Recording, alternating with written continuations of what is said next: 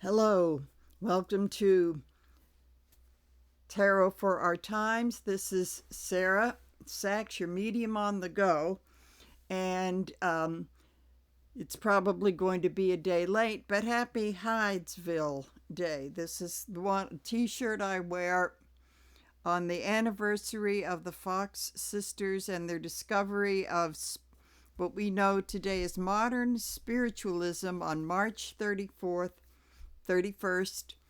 1848. And I know that because of the nature of videos like this, that a lot of you watching are probably aware of the spiritualist movement, spiritualist churches, and the Fox sisters. But I will give a real quick summary. They were they were there were three of them. The two were mediums. The younger sisters, the older sister Leah, who was kind of like their manager, she was 20 years older than the older one, which I believe was Maggie. So there was Leah, Maggie, and Kate. And so the thing is that they were the first mediums to become famous. And in this little house in Western New York, they were able to manifest the taps of a peddler who years before in that house had been murdered, and his remains got buried in the basement. So they were able to manifest the taps from the peddler, and this was what's known as physical mediumship, and that was very prevalent in the 19th century. It was open to a lot of frauds, and there were a lot of charlatans, and some feel that the jury still may be out about the authenticity, and I'll get to that, the authenticity of the Fox sisters' physical mediumship. Now, I do have to say that no matter what you think of their physical mediumship, their mental mediumship, that was a whole different story. They were very accurate, and one of their clients in New York, when they finally made the fame and fortune in New York City, was Horace Greeley, the newspaper, big-time newspaper man that coined the phrase, "Go West, young man." And they didn't know anything about him or his family life. And they were able to bring through, I don't know if the infant child was a daughter or I think it was a son, an infant child with a very accurate description, a lot of very accurate evidence. I'm not sure if it was a name, but it was enough that he and his wife knew the things that they were told by these young ladies, were told things that no one else had told them. So he did take them under his wing.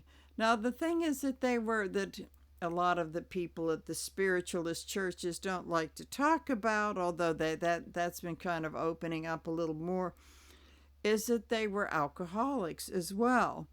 Now their father was an alcoholic, but he belonged to a group known as the Oxford Group, which was the predecessor to Alcoholics Anonymous, and he was able to get sober through them. Well, this was a men's only club, and so women back then were not afforded the help, however good it was back then, that the men were. And in fact, being in recovery myself, my experience and looking into the history of AA when I got sober, I found out through some research, but also talking to a couple of old timers. One fellow, Dugout Doug, he got sober in 1949, and I knew him back in like 89 in my early years of sobriety.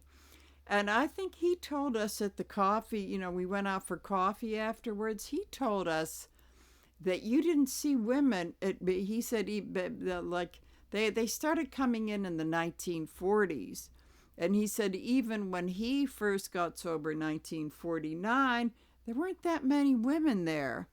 And so we're looking at, for us boomers, looking at women not being in that club not too many years before we were born, and sparse membership when we were toddlers. So that's something to really think about. So at any rate, they didn't have that, and that was sort of the dirty little secret. And it didn't help that they were the darlings of the Cafe Society in New York City from their mediumship.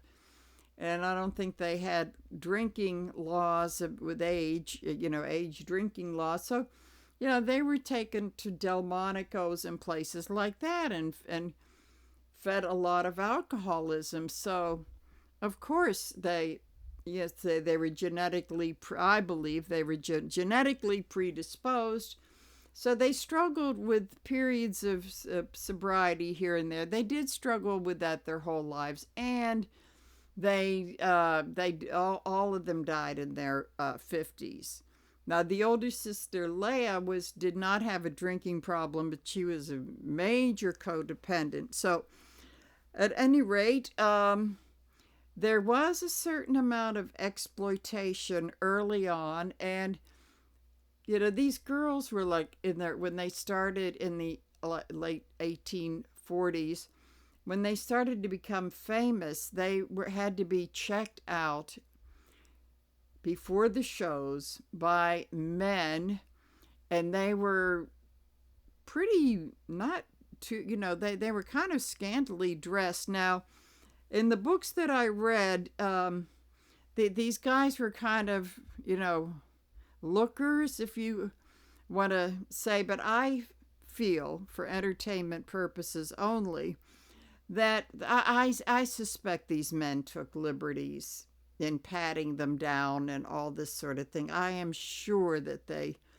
did. And that does bring us to the whole, this ties in with Epstein, and these young girls were they were the age of many of the young ladies that Epstein, and perhaps for entertainment purposes only, Trump and others were involved with this kind of abuse. So I would say this is nothing new. Now, I don't think there was all out and out sex, but I think these guys copped a few feels. Because they were men, and I don't think there were any women around to supervise them. So it was quite traumatic for these young girls. And one of them was like not even she was barely in, like she was preteen, like 12 or 13. So at any rate, they had all of that, and the whole thing of going on tour and all this kind of stuff, and being really pushed to put on so many shows and this sort of thing. So at any rate, both of them got married. I believe that Maggie got married to a seafaring explorer, and the family was Catholic. So they made her give up her mediumship. So he got lost at sea, I believe, and was eventually legally declared dead. The family made sure she didn't get anything. So she went back to mediumship, and Kate found herself a British nobleman. I think he might have been a lord or a duke or something like that. So, of course, she was barred from doing mediumship, had a couple of boys with him. He died, and she went back to mediumship. And there was an incident at the Brooklyn Academy of Music in 1888 where Maggie denounced her mediumship, said that they were frauds, and talked about how they managed to do stuff with their toes or whatever to make those sounds, the peddler, that sort of thing. And then later on denied her recantation. And people have asked me about that, and I've explained that as far as that went, having been addicted to alcohol and that sort of thing, that I understand when somebody really needs to feed the habit, which costs money, and they were pretty hard up for money at this point, that when a newspaper offered her what we would consider now quite a bit of money, she went along with it, and then later lived to regret it and recanted her recantation. And I understand that the spiritualist churches put her under some pressure to do so. So I'm going to leave that up to you to see what you believe about that. But that's why I say that their mental mediumship, which people don't really talk about, but I've done some reading, was really spot on. So to me, if what the skeptics say are true, it was kind of like a good show. But back in the 19th century, that's what people, they really wanted that. And then it did become kind of, didn't go totally out of style, but there was so much fraud and trickery around that with fake ectoplasm and stuff, from other mediums, that that kind of went out of favor, with now the more emphasis on the mental mediumship, which is the readings, like many of us do, with evidence, that sort of thing.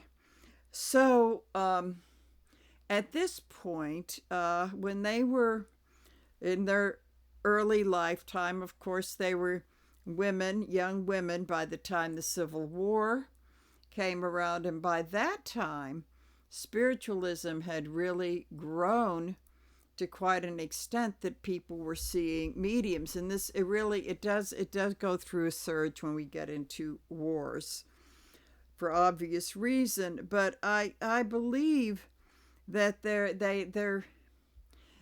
tale is not only a tale of spiritualism, but of feminism, and how women in that, and they are representative of women in that era that really didn't have any power. Now, I think Leah may have pissed away their money or mismanaged their money, because with all the shows and the fame and this sort of thing, they did go through some, and of course with the drinking, they went through some very tough economic times, and women did not have much, they were not allowed to own property, that sort of thing. So they had to go through this whole life where they were sort of like property of men. They're the property of their father. And I don't know, what I read from the historians, I guess he wasn't always the nicest person, but as far as out and out abuse, I didn't read anything about that. Who knows? Maybe someone will write a book. But at any rate, so there was a certain amount of exploitation, and but they were the first. I call them the first celebrity mediums, and in a way, I mean, I think we have benefited from their contribution, but I think it really messed them up. Being the first ones, having drinking problems, that sort of thing. But in spite of that, their mediumship was good enough that they were in demand, and they did give, which is, they love to talk about the raps and the taps, but they did have a lot of clients in that whole elite New York, robber baron, wealthy class that ate at Delmonico's and all that kind of stuff.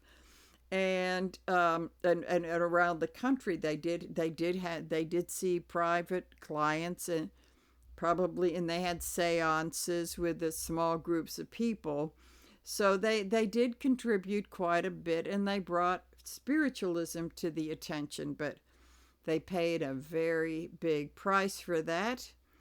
They because It's the physical mediumship really, really takes it out of people. I know that the few trance mediums that I've seen a couple overseas that were just phenomenal. I also know they're very aware that they have to take care of themselves physically because it does a number on the organs. I know that. So, you have 19th century women doing that kind of thing, plus being alcoholics. It's probably a miracle that they made it into their 50s. But Leah was the first one to go, and it's like my therapist who was an alcoholism counselor who used to say, who's found out at a conference that the codependent always goes first. I thought that made sense, but people are always surprised to hear that. So Leah went first, I think, in 1890, and I think 1891 and 1892, when Kate and Maggie passed away, and they were born in the 1830s, so they were in their 50s. So they didn't have a very long life. So I have to say that I have to give them credit for that. They did do it. They paid a big price, and they probably stayed in that whole thing of the touring and all this sort of thing probably longer than they should have. But they were under an awful lot of pressure to perform. So I do see them as a cautionary tale, but I am tying it in with the current events because with them being young and exploited in a way, maybe in a different way from the Epstein stuff, but the fact that they were pretty much considered property, which is the way these 20th and 21st century counterparts are too, maybe in a different way. So there is the level of exploitation and not being able to be determinative from husbands who forbid them to do it. So I know we can say, well, and then, after they passed, of course, 30 years after they passed, then we had women finally got the right to vote. And that movement was going strong throughout their entire lives. And a lot of the early suffragettes were spiritualists. And they were also abolitionists. So at any rate, they are very much a cautionary tale about a lot of these people that come to the spiritualist churches who want to develop their mediumship and become John Edward and Teresa Caputo, and be careful what you wish for. So there's a whole lot here, and the fact is that we say, okay, a little over 100 years ago, which isn't that long, we did get the right to vote. But if you look at countries like Iran and Afghanistan, and look at some old footage of these ladies back in, let's say, in the 1960s, very modern, dressing modern, going to school, becoming all kinds of professions. Look at them now, covered head to toe in burqas and veils, and having to cover themselves up. They are also the cautionary tale that we could go back to this 19th century stuff, that we're very vulnerable. So I really want to do a reading about what this means to us today, as for those of you who are spiritualists or into some sort of metaphysical work, and as far as women's rights go. So I want to I'm going to just keep this to 2 decks, so I want to see where, I also want to, these are, this Vintage Wisdom Oracle, this is quite the women's, very feminine, Victorian type of deck, and I just want to do a quick, first of all, and I did use the Moon card, because of it's been a big psychological journey that women have been on for since the beginning of time. So I did pick the moon card, and then I have to, almost forgot again, I need to pick what is our secondary card for this, and it is, oh, you can't make this stuff up. It's the Queen of Cups, and she could be considered as the divine feminine. She is the mother, she's the nurturer with the water all around her. She's the spiritual one and the very emotional and intuitive queen. So this is where and also she's always pondering into that cup about where do I go from here? What is next? What's going to happen if I take the lid off of that? I would say the lid off of that is what is going to be revealed in the Epstein files.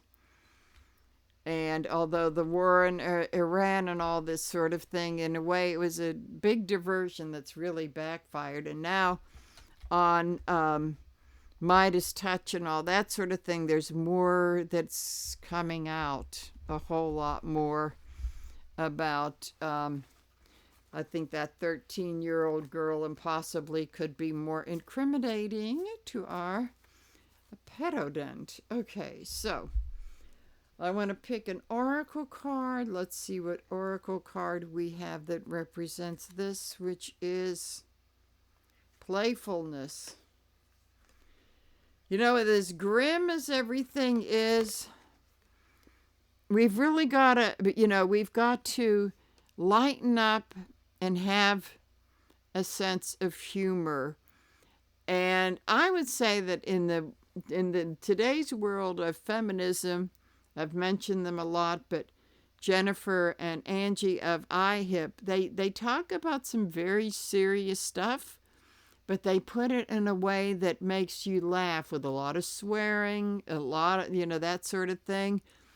But we do need to have some laugh, and we do need to not take ourselves too seriously, which was, I remember, the neo-feminism of the late 60s and early 70s. Oh, everything was so serious. Oh, my God. But it's a normal phase. Okay, so we've got our Queen of Cups. So now we're going to do... So what does this all mean to us today? The legacy of the Fox sisters, who were a part, and I would say that even if people do not believe in spiritualism or anything else, they really, I think that as far as history classes of that period of time with the activism, the labor, it's not only these women were also involved in the labor movement, and it's an issue with the Fox sisters because they were way overworked. All this kind of stuff. So they're a very, very important part of, even if you don't believe in this, they're a very important part of women's history of the 19th century and should not be passed over as like those freaky woo-woo ladies. So, okay, so where we are now, let's see. Let's hope this thing doesn't. Okay, good. I won't. Okay, so here we are now with Two of Swords in reverse. It's like we know the answer, we know what to do, but we still have a blindfold on. And I have to say this could apply to the Democratic Party as a whole, and women in the Democratic Party. It's like, we know we can't be nice anymore. We know we can't be racist and abusive like the other team, like MAGA is.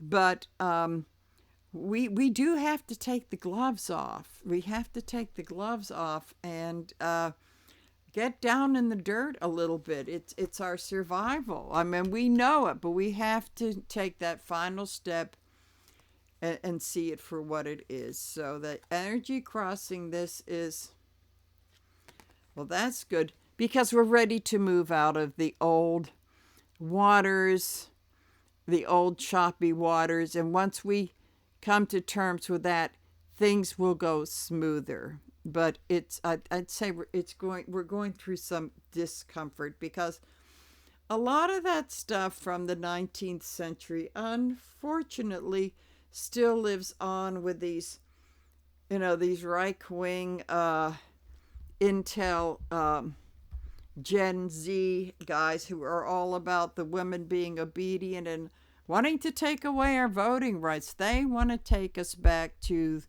the 19th century and the Fox sisters. Okay, so underlying all of this, we have, in the past, I'm going to say this represents, we won the vote, and then moving on up to that was my mother's, I think that was just like a couple years before my mother was born, but that was my mother's generation. In my lifetime, in my adult lifetime, we had to win the victory of being able to have a credit card and some other things that we take for granted, like buying property, that sort of thing, that we needed a co-signer. Do you believe that? And I was living it. I still can't believe it. But we won those victories. We have to not sit on our laurels here, but we have to remember we have fought the fight, and we won abortion rights. And see, that's an example of how this stuff can get taken away from us, and that's where we need to take the blindfold off. So then there's going to be a lot of stuff happening. This represents all of the stuff that's coming back to bite Trump and MAGA, and it's all going to hit at once. He can start 50 million wars in the Middle East, but the Epstein files are not going away. All of this news is going to hit, and it is going to resuscitate the Me Too. It's going to resuscitate Me Too. Then we have the Knight of Pentacles, which is about these incels who are, they want to take their rights away. And I'm going to say this represents because he tends to be a mercenary in when he comes up in reverse. So this is like ICE and all this toxic masculinity. But it's also how these young ones feel demasculated to the point where they need to oppress us. So this is something we really have to keep our eye on this. Okay, so in opposition we have the Knight of Swords. All this quick fire lying that we're hearing to distract, like the distracting noise that's going like very fast. Like when he wakes up in the morning, we've beat the tar out of Iran. And all of this, all these other lies, like we're doing well, the economy's great, yada, yada, yada. So this is coming in, and this is I call this the loud screaming voice.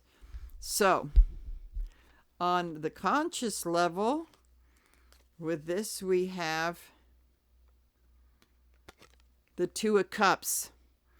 And a lot of this is the breakup of this is like civil war, brother against brother, sister against sister, because of the big political split, that there is a parting of the ways, and it's gotten emotional from when the election happened in 24, and people in Thanksgiving, people not being welcome at Thanksgiving dinner because they voted for this, and they voted against, and that's the thing that came up.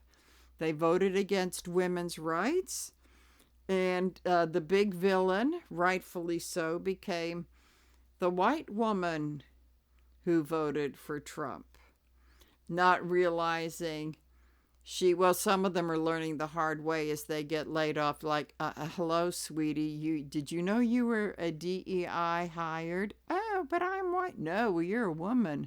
That makes you DEI. Okay, so that's what's been happening on the conscious, like a big divide like we haven't seen before. And a lot of the fighting is about the loss of women's rights, or the potential loss of women's rights. The abortion thing, that was big. On the subconscious level, we have unwillingness to negotiate. That's not, if this were Romney or something like this, would be like, oh, that's not such a great thing. But I would say that on the subconscious level, the underlying thing is that there are just things we will not compromise on, and losing our rights is one of them. Okay. So that is what's going on with this. Then, okay, in the past, we have the Nine of Wands, and I would say that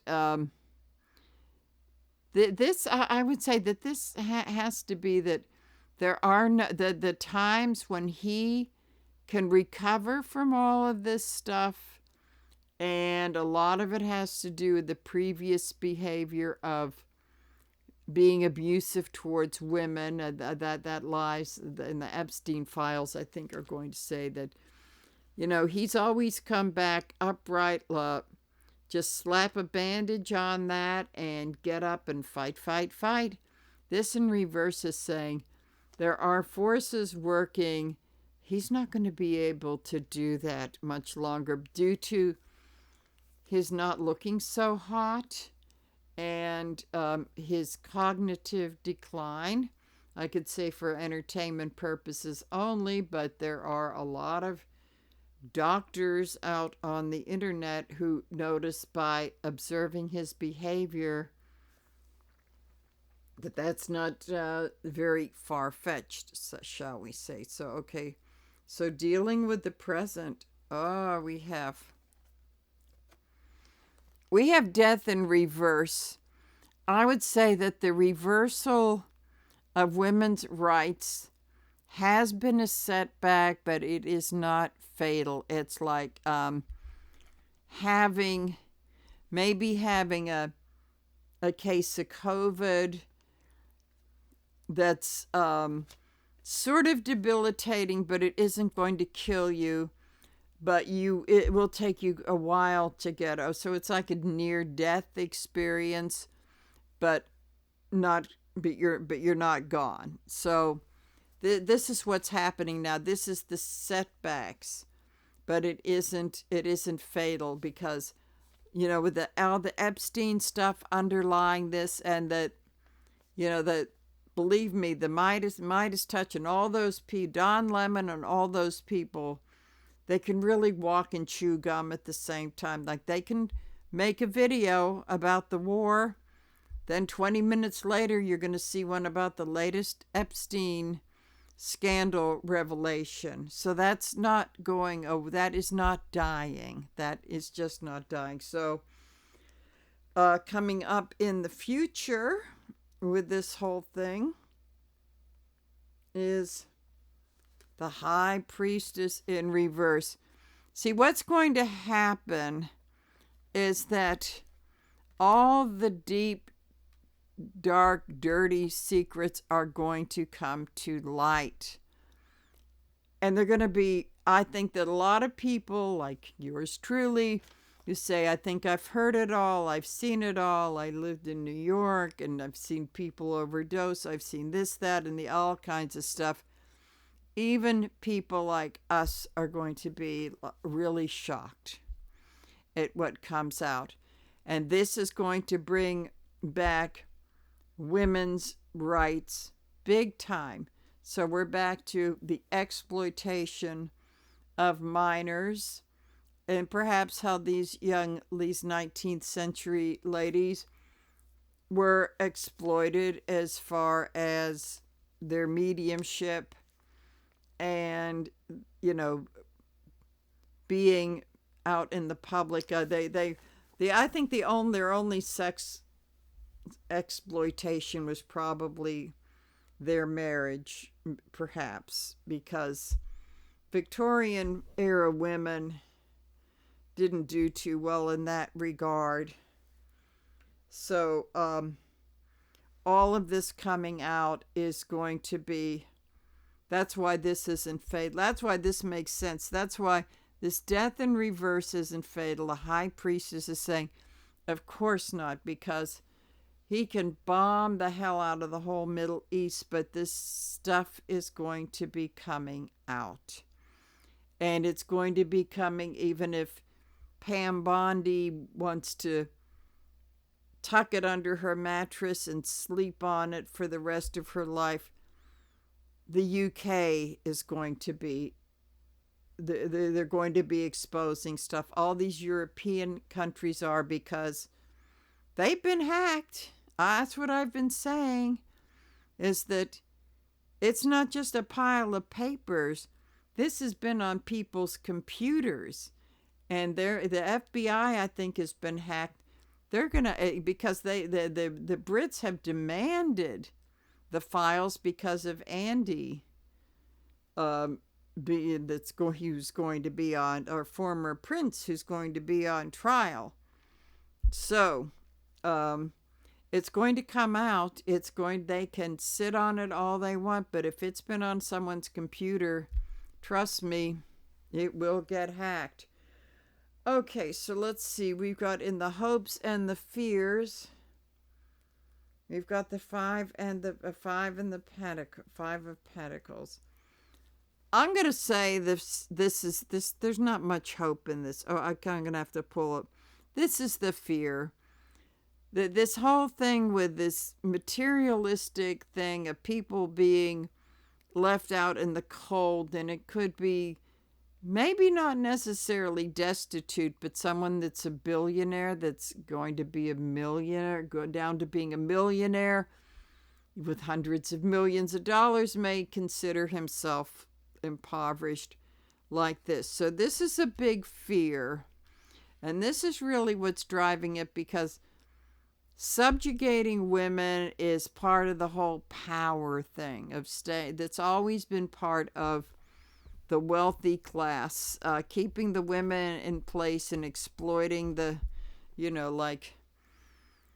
keeping the wife in the place and, during the day, and raping the servant girl, and in the southern United States, the slave at night. Okay. That's part of the big power play. That's the fear. What is the hope? Oh, the hope is the truth coming out. Big time truth coming out. Okay, we got this. Alrighty, so we're going to see, feel like going back to this other deck. Okay, so what we're going to see is in this whole thing, this whole history of feminine, how we see ourselves now. Let's see if it's a big delusion. Oh. Okay, this is interesting. We see ourselves as, okay, well, this is the general. Okay, so women have lost a few things here. They've lost their right to an abortion. That's no biggie. But by kind of hiding one's, because there isn't total destruction like there is when this is upright. The whole thing is doing this, they're going to make the same mistake again, and this sucker will turn right side up if we're not careful. So this is kind of the denial that people in the United States see, how they see. So how does the rest of the world see us? As justice in reverse. I'm going to take this quite literally. They're going to see us as the biggest bunch of idiots because we have not brought someone who led an insurrection, is an adjudicated sex offender, and all this pedo stuff that could be coming to light, is that they see us as being very stupid for not having brought him to justice. And the fact is that they did it in Brazil. They're doing it in other countries. So they're seeing us as big hypocrites because we talk about the Constitution and justice, and they're seeing us as sort of like, I think I heard this week on various platforms is like, we have judicial apartheid. It's like, if you have the money and the power, you get out of it. And if you don't, you're screwed.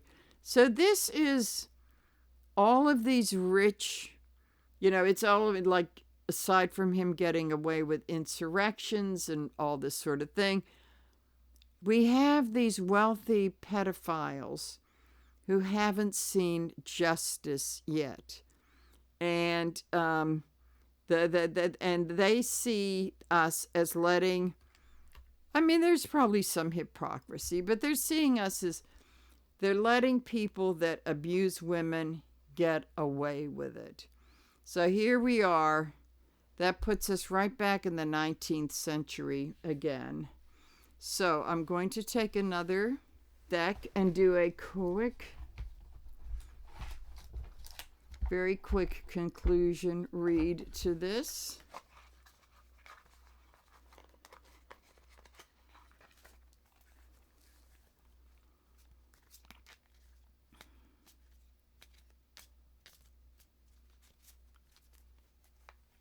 So it's kind of like the money, it's kind of like money can buy you out of.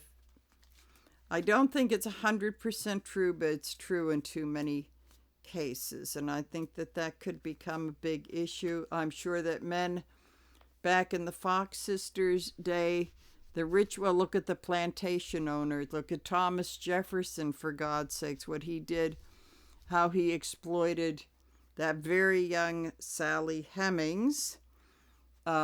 She was powerless to refuse his advances.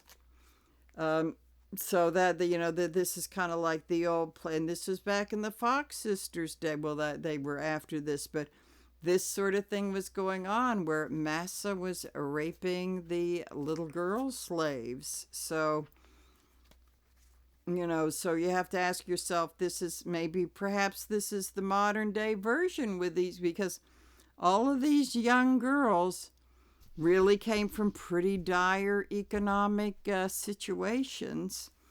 Okay, so to conclude, what's going to happen here?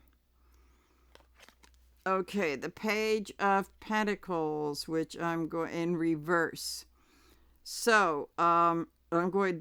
What this is saying is that if you don't, as the young person, without the money, you're screwed. This is what this is saying. Okay, that's interesting because I have to keep getting back to Maggie and Kate's age as to when they all got started in this. Okay, so the energy crossing with this is the Two of Wands in reverse. So, in a way, this is just keeping you stuck where you are. It's kind of like you're not going anywhere when this sort of thing happens.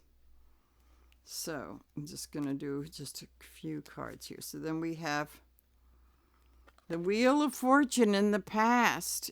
It's like karma catches up anyway, and that what this is saying is that with the Epstein stuff coming out, things are going to change. And there is a movement of women out there that are working towards this, just like as you see in the thumbnail.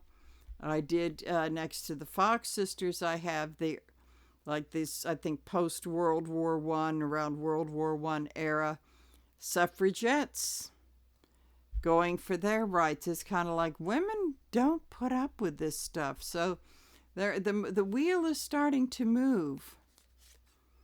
Then we have again, we have our young incel and mercenary type of person who I'm going to say is a sellout, basically a sellout. That's what you see all those young those young right-wing idiot bros on YouTube, that kind of thing. That now that their money is messed up because of Trump, they're not, with this war, they're not quite on board, but they'll still talk about being, there are these insecure little boys will be talking about dominating women. Okay, then we have, here we go. Here we go, the devil. And this represents, to me, women and couples involved with alcoholics, abusive people, control freaks, and they just choose to chain themselves to the devil and vote for Trump to justify being in their fucked up relationships. Okay, so we're always going to have to deal with this. We're always going to have to deal with this. The only thing you can hope for is that they're starting to be in the minority. But you got to face facts. You're always going to have this element. And then we have the Queen of Swords, bringing truth and justice to them. And I keep saying, other people like me keep saying that it's going to be the women.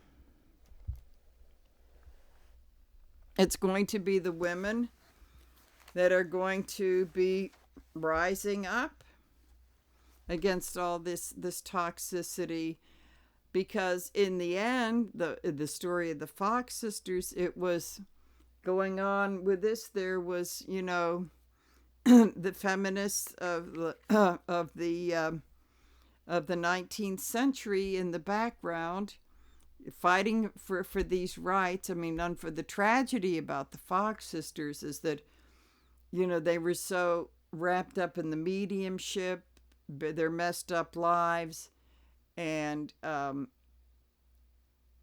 their addiction to really be a feminist force, but they are a feminist cautionary tale. And I think part of the reason that maybe women, aside from, it's not ladylike to be an alcoholic, that in a sense, that was a way, without giving them the help, that was a way to control them too. And that's where you got the temperance movement coming in. I mean, those ladies did get a little carried away, but they saw about, in a kind of twisted way, back in the 19th century, that this, by kind of locking up the alcoholic woman or controlling her in some way, giving her enough booze to, to kind of keep going, hidden, of course, that was a way that men could control. That's why they didn't give it. That's why women didn't get any help. They were not allowed in the Oxford group.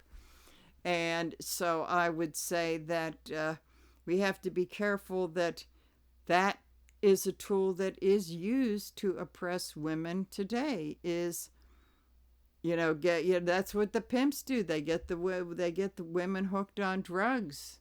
That's the way. That's always been one of the ways of men have controlled them. But you've got the truth. Like, this is the truth and justice with the feminist movement, and saying no, and then saying, okay, we're going to get help for these women. So to me, that the Fox sisters are a big time cautionary tale. They were, I know Horace Greeley did try to dry them out. Bless his heart. He did try to, and there are stories that he had to pull Kate out after she came back to the States after her widowhood and that sort of thing. He dragged her out of the bars in the 5 Points. That was like the most dangerous neighborhood in the whole world. That was like really, that's scary stuff. I mean, truly, if you saw the gangs of New York, not entirely historically accurate, but it really created the atmosphere of what a den of iniquity that was. So that's how, that's kind of like how low she sank. But I am realizing that that was a way that they could be controlled too, to go out and perform every night, even if they weren't feeling the mojo, so to speak. So they're very, very important in the history of spiritualism, and I do say they did contribute an awful lot to that, making it. I mean, I've seen. When I was in Scotland in 2015, I went to Sunday service at the Arthur Conan Doyle Center, and there was in the room where they had the service, they had the big portrait of the Fox sisters. So they're very, very important, but they're also important in women's history and how women were used and controlled. So I do look at them with a lot of compassion, and again want to say happy Hydesville Day, because they are a great story of spiritual and women's rights. So with that, and we don't want to go back there. That's what they're saying from the Spirit. We don't want you to go back there. So with that, I'm going to sign off. Bye-bye.